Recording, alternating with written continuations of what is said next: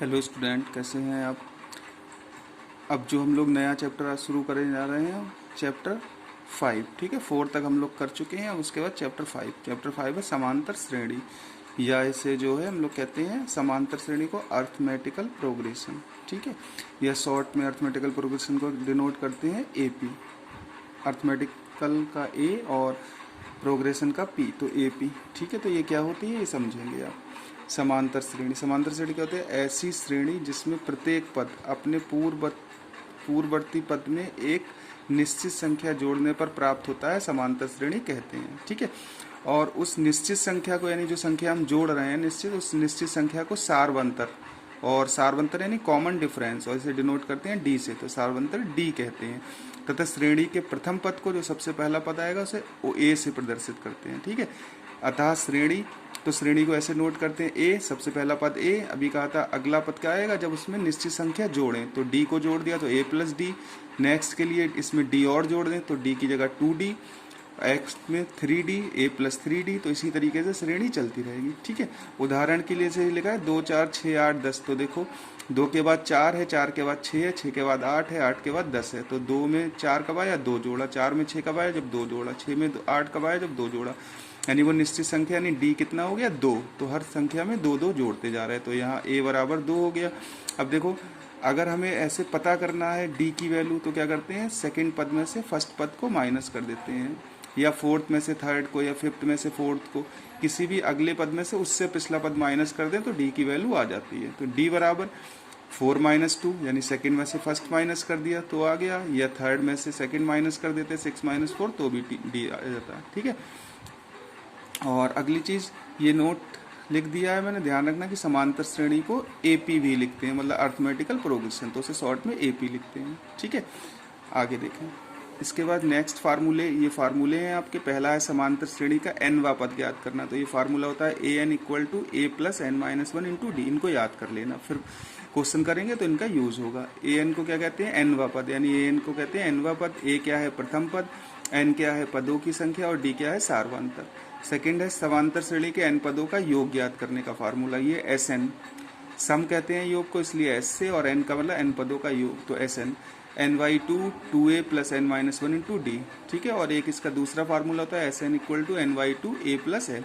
ये जब लगाएंगे जब l दिया हो, l क्या होता है? अंतिम पद। ठीक है, ऐसे ही जो an है, an ना दिया हो, an की जगह l दिया हो अंतिम पद, तो an हटा देंगे, उसकी जगह l लिख लेंगे, l = a + n - 1 × d।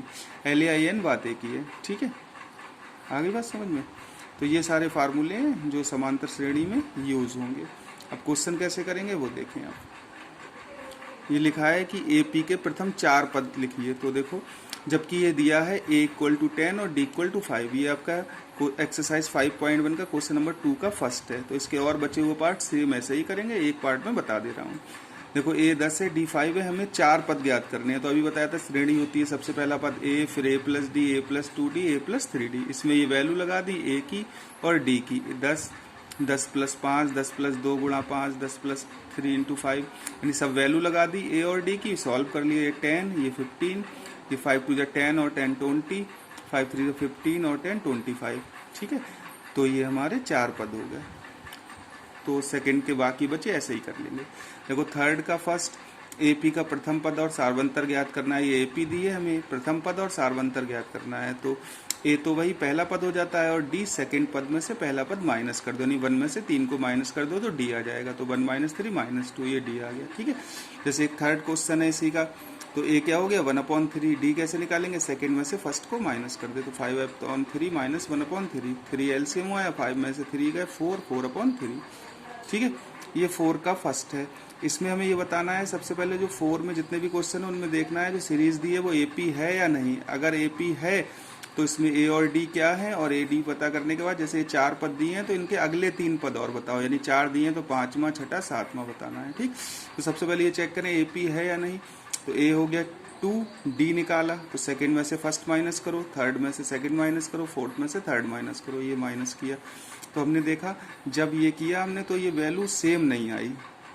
ठीक है, अगर वैल्यू सेम आती तो डी का मान सेम होता तो एपी होती। एपी की कंडीशन थी कि डिफरेंस सेम होना चाहिए, नहीं है तो इसका लिए एपी नहीं है। तो हम यहाँ लिख देंगे, यहाँ पदों का अंतर समान नहीं है, अतः दी गई श्रेणी एपी नहीं है। आई बात समझ में? अब देखिए जैसे सेकंड क्वेश्चन है 4 का, ये भी फिर वही ए चेक किया टू डी, सेकंड में से फर्स्ट, थर्ड में से सेकंड और फोर्थ में से थर्ड, ये माइनस करके देखा तो देखा ये जो अंतर है वो समान आ रहा, अंतर समान, तो अतः पदों में अंतर समान है, तब दी गई श्रेणी एपी है। ठीक है, तो दी गई श्रेणी एपी है। ठीक, तो अब अगर एपी है तो हमसे कह रहे थे ए और डी बताओ, तो ए हो गया 2 और डी हमने निकाल ही लिया 1/2, और कह रहे थे इससे अगले 3 पद बताओ, तो 4 पद तो हमें दिए ही थे 1 2 3 4, तो हमें 5वां पद निकालना है, छठा और 7वां। तो 5वां पद क्या होता है, यहाँ 5 लिखा है तो हम लिखेंगे a + 4d। ठीक है, 6 लिखा है तो a + 5d, यानी एक कम लिखेंगे। 7 लिखा है तो a + 6d। यहाँ पे a और d की वैल्यू लगा दी, 2 + 4d की वैल्यू 1/t से सॉल्व किया, 2 2 जा 4, 2 और 2 4, ऐसे ही a + 5d में वैल्यू लगा के निकाल लिया, a + 6d में वैल्यू निकाल लिया। ठीक है, इस तरीके से क्वेश्चन करना है। बाकी एक्सरसाइज में क्वेश्चन इसी तरीके के दूंगा, वो आप होमवर्क में करेंगे। ठीक, बाकी जो ना समझ में आए वो मुझे आप बता दीजिएगा। ठीक, ओके, थैंक यू।